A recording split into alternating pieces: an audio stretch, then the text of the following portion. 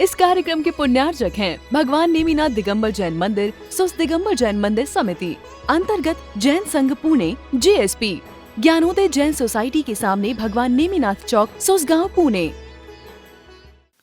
जब आपके पास बहुत पैसा हो जाता है तो आपको नींद आती? चलो आपसे पूछ रहे हैं। बहुत बड़ा एम्पायर क्रिएट हो जाता है, अच्छे से नींद आती है? और एक व्यक्ति झोपड़ी में रहता है, उसे नींद अच्छे से क्यों आती है? और जितना बड़ा एम्पायर जिसका है, उसे नींद अच्छे से क्यों नहीं आती? बताओ। हाँ? जो झोपड़ी में रहता है उसके पास खोने के लिए कुछ नहीं रहता है, और जिसके पास बहुत कुछ होता है उसे हमेशा डर लगा रहता है। जिसके पास जितना कम होता है उसे क्या डर है? जो साधु होते हैं वो निर्भय कहे जाते हैं। साधु निर्भय क्यों रहते हैं? कुछ है ही नहीं। जब है ही नहीं तो किस बात का डर? अब वो होना दो टाइप से होता है। एक जिसका फिजिकल एग्जिस्टेंस है,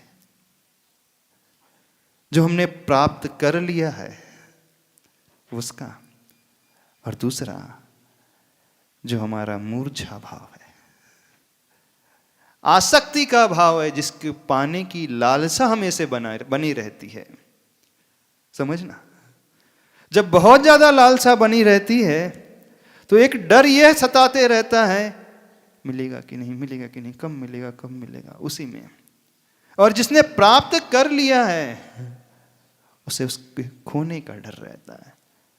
तो मेन जो रूट कॉज निकल करके आता है वो हमारी ही अंदर की तीव्र आसक्ति, तीव्र इच्छा। ऐसी निकल करके आती? नहीं निकल करके आती। यदि हमें उसे जीतना है तो क्या करना होगा? यदि निर्भय हमें बनना है तो क्या करना होगा? निर्भय होने के लिए वो विश्वास भी चाहिए। जैसे किसी ने कहा था, लैक ऑफ कॉन्फिडेंस। जिसके पास आत्मविश्वास की कमी होती है वह भी बड़ा डरा हुआ रहता है। वो डरा क्यों रहता है? डरने का मेन जो सेंटर पॉइंट है वो आएगा तो वहीं पर। अब आप कह सकते हो तो महाराज जी कि हम भी आप जैसे बन जाए? क्यों? आपके मन में ये प्रश्न बड़ी आसानी से पैदा हो सकता है। हो सकता है कि नहीं? होता है कि नहीं? कि प्रैक्टिकल लाइफ में ये पॉसिबल है? चलो आपसे पूछ रहे हैं, रियल लाइफ में आप भय से ऊपर उठ पाए, ये पॉसिबल है? आइडियली स्पीकिंग क्या होना चाहिए? व्यक्ति पूरी डिजायर से ऊपर उठ जाए। फिर एक प्रश्न उठेगा, महाराज जी आप घूम फिर करके वहीं क्यों आ जाते हैं? हाँ? इतने दिनों से अपना डिस्कशन चल रहा है, घूम फिर करके अपन कहां पर आ रहे हैं? क्यों ढूंढ? चाहे हम वरी की बात करें, एंजाइटी की बात करें, चाहे कुछ भी हम बात करें, घूम फिर करके अपन आ कहां रहे हैं? कहां आ रहे? कहां आ रहे अपन घूम? राग पर ही आ रहे। आसक्ति पे ही आ रहा है, राग पर ही आ रहे हैं। तो हम आपको बहला तो नहीं रहे? ऐसा तो नहीं लग रहा है? क्योंकि किसी ने हमसे एक दिन आकर कहा, महाराज जी आप उधर क्यों ले जाते हो बार बार?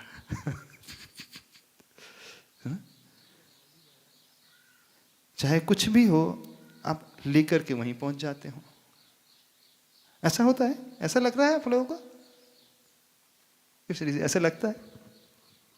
ऐसा ही है महाराज जी। ऐसा ही है क्या? क्या कैसा है? घूम फिर के वो रूट तो वही है महाराज जी। घूम फिर करके वहीं। रूट तो वही है, जड़ तो वही है। अब जड़ जो रहेगी अपने को आना तो वहीं पड़ेगा ना। हम वृक्ष में कितना भी पानी ऊपर से सींचते चले जाएं, जब तक हम जड़ को न देखें तो कुछ भी नहीं हो सकता। बीज बोया गया है, थोड़ी देर बाद वो बढ़ना बंद कर देता है। तो व्यक्ति बड़ा चिंतित कि बढ़ क्यों नहीं रहा, बढ़ क्यों नहीं रहा। किसी ने उसे समझाया कि नहीं, पेड़ पौधे के बढ़ने के लिए पानी जो है फूल पत्तियों को नहीं दिया जाता है, जड़ को दिया जाता है। तो वो जड़ को भी सींचने लगा। लेकिन विशेषता देखना, जब जैसे उसने जड़ को सींचना प्रारंभ किया, फिर भी उसकी ग्रोथ नहीं हुई। अब वो बड़ा चिंतित, अभी तक तो मुझे ज्ञात नहीं था कि पत्तियों को पानी नहीं दिया जाता है, फूलों को नहीं दिया जाता है, जड़ में दिया जाता है। अब मैंने जड़ को सींचना भी प्रारंभ कर दिया, फिर भी ग्रोथ नहीं हो रही है।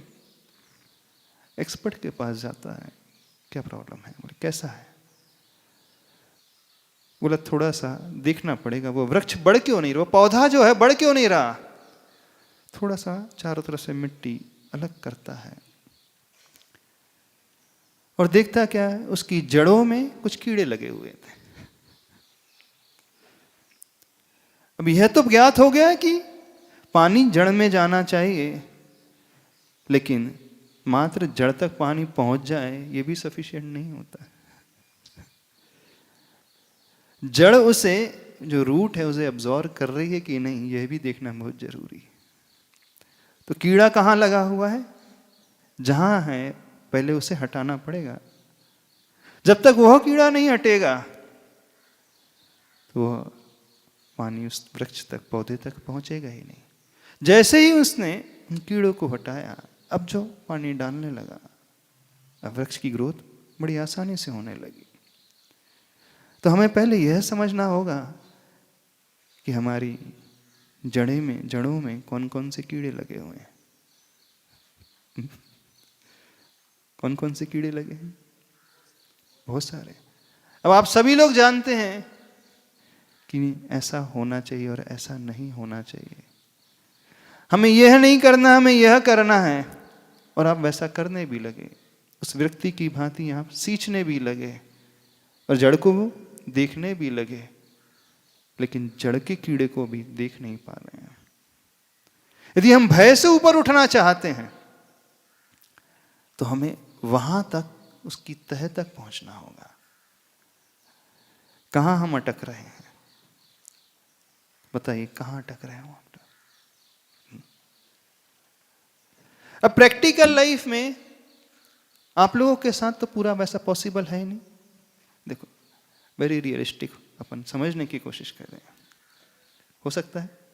वो तो हो नहीं सकता। अब जहां आप रह रहे हैं, जिस कंडीशन में रह रहे हैं, उसमें क्या बेटर हो सकता है, उसे हम समझने की कोशिश करें। यही चीज हो सकता है? क्या हो सकता है बताइए आप लोग। आइडियल सॉल्यूशन तो यह है कि व्यक्ति अटैचमेंट से, आसक्ति से, डिजायर से ऊपर उठ जाए और पूर्ण निर्भय बन जाए।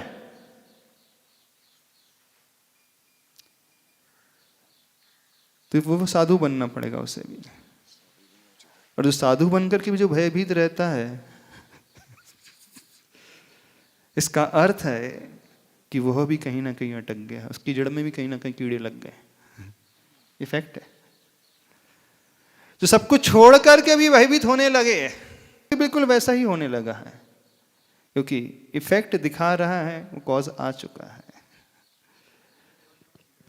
डिजीज दिखा रही है कि कुछ ना कुछ अंदर प्रवेश कर चुका है।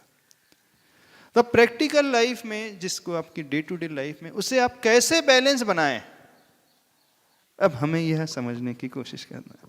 महाराज जी, जीवन में एक ऐसा अनुभव रहा है, हाँ 90s की बात है, बैंक की नौकरी में लगे, 86 में नौकरी में लगे, और ऐसा मानसिक टेंशन शुरू हुआ, बीपी बढ़ने लगा। अहमदाबाद में कम से कम 10 डॉक्टर को बताया, हर कोई कह रहा तुम्हारा बीपी है, लेकिन रीज़न अननोन, न कोई किडनी का प्रॉब्लम है, न कोई और प्रॉब्लम है, तो फिर बीपी क्यों बढ़ रहा है तुम्हारा। अंत में एक डॉक्टर ऐसे मिले जिन्होंने मुझे समझाया कि भैया आप मेरे रूम में बैठे हो और बाहर एक शेर है। शेर है नहीं वास्तव में, लेकिन तुम्हें यह भय सता रहा है कि बाहर शेर है, शेर है, शेर है, इस कारण से तुम्हारा भय है, बीपी बढ़ रहा है। और दूसरा रीज़न बताया कि तुम्हारे जैसे लोग हमारे पास आते हैं इसलिए हमारा धंधा चलता है।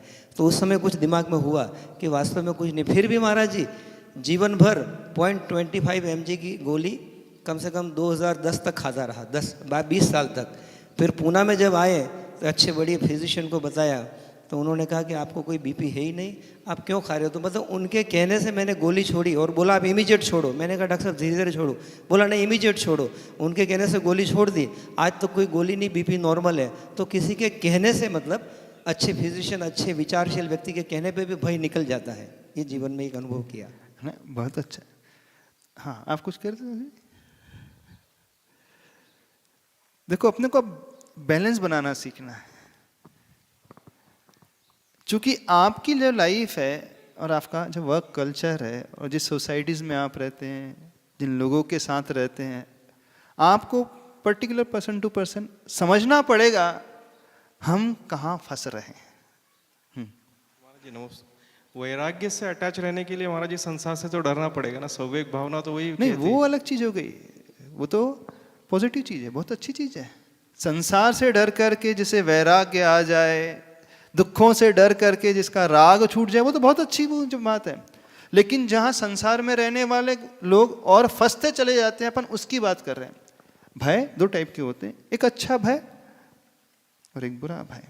जैसे हमने कहा राग भी दो टाइप के होते हैं, एक अच्छा राग, एक बुरा राग, एक प्रशस्त राग, एक अप्रशस्त राग। तो जो प्रशस्त है वो तो अच्छी चीज़ है, वो तो बहुत बढ़िया है, वो तो होना चाहिए। लेकिन जो अप्रशस्त है, जो ठीक नहीं है, पहले अपन उसको समझ लें, क्योंकि वो समझ में आ गया तो बहुत कुछ प्रॉब्लम आपके सॉल्व हो जाएंगे। और जब तक यही समझ में नहीं आया तो कुछ नहीं होने वाला। तो मेन कारण जो है हमारी बहुत ज्यादा प्राप्त करने की आकांक्षा है, बहुत ज्यादा। अब वो इच्छाएं बहुत सारी चीजें को लेकर हो सकती हैं। एक इच्छा होती है अपने नाम को लेकर के, है ना, मेरा नाम बहुत बढ़ता रहे, फेम की आकांक्षा, प्रसिद्धि की चाह बनी रहती है। एक इच्छाएं होती हैं जो बेसिक नेसेसिटीज को मीट करने के लिए, और एक इच्छा होती है उससे बढ़ करके आगे चढ़ करके आगे जा करके। अब आपको बैलेंस बनाना है लाइफ में, क्या करना होगा आपको बताओ। आपको पहले डिस्टिंग्विश करना पड़ेगा हम किससे डर रहे हैं, क्यों डर रहे हैं, कितना डर रहे हैं, और कब कब हम डर जाते हैं, और उसका सॉल्यूशन क्या है लाइफ में। और सॉल्यूशन तो छोड़ दो, वो तो पॉसिबल हो नहीं सकता आप लोगों के साथ।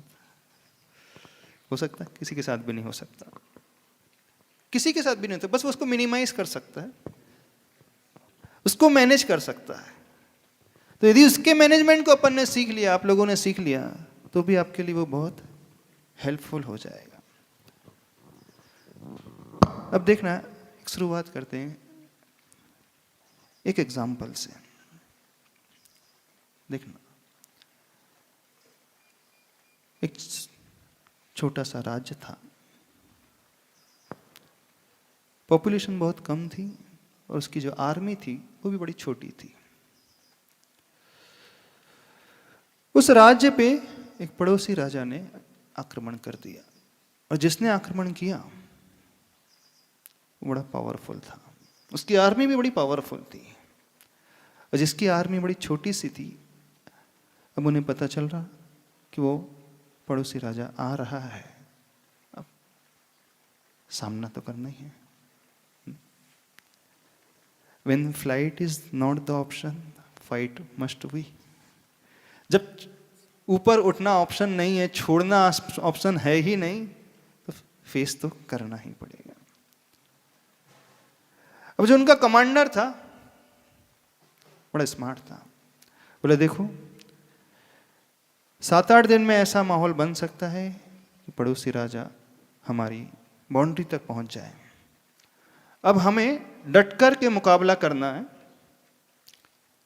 वो अपन ऐसा करते हैं, सामना करना है तो अपन एक टेस्ट कर लेते हैं, अपन पता लगाते हैं भगवान हमारे साथ है कि नहीं। तो वो एक कॉइन निकालता है और ऊपर उछाल देता है। बोला हेड आया तो मान करके चलना विजय अपनी पक्की है। क्या बोलता है? सबके सामने पूरी आर्मी थी, कॉइन निकालता है, टॉस करता है, हेड आया, definitely God is in our favour. भगवान हमारे साथ है, हमारी जीत पक्की, कोई नहीं रोक सकता, क्योंकि जब भगवान हमारे साथ तो कोई नहीं रोक पाएगा। इनकेस यदि टेल आ गया देन व्हाट विल हैपन? यदि टेल आया तो मानना फिर भगवान हमारे साथ नहीं है, पड़ोसी राजा जीत जाएगा, हम लोग हार जाएंगे। तो सभी लोग प्रार्थना करो, मैं कॉइन टॉस कर रहा हूं, अब देखते क्या आता है। और वह कॉइन उछाल देता है और लकीली जब वो देखते हैं तो हेड आ जाता है। जैसी सारी सेना देखती है अरे हेड आ गया, इसका मतलब है कि भगवान हमारे साथ है, अब कोई चिंता नहीं, अब कोई डर ही नहीं। जब भगवान हमारे साथ है, भले ही हमारी सेना छोटी है, हम तो जीत जाएंगे। और वो 7 दिन के बाद जब युद्ध शुरू होता है तो जो आर्मी बड़ी छोटी सी थी, जो अपोजिशन आर्मी थी, वो बहुत बड़ी आर्मी थी, ऑलमोस्ट 10 टाइम्स इनसे बेटर थी, अच्छी थी। लेकिन युद्ध लड़ने के बाद जो रिजल्ट आता है वो क्या आता है? वो छोटी आर्मी जीत जाती है, वो छोटा सा राज्य वो जीत जाता है, और जिसके पास बड़ी आर्मी थी वो हार जाते हैं। जब वो जीत करके बाहर आते पूरे आते हैं तो सारे सेना के लोग हर आर्मी में बड़ा खुश, बोला देखो भगवान ने हमें जिता दिया, भगवान हमारे साथ था,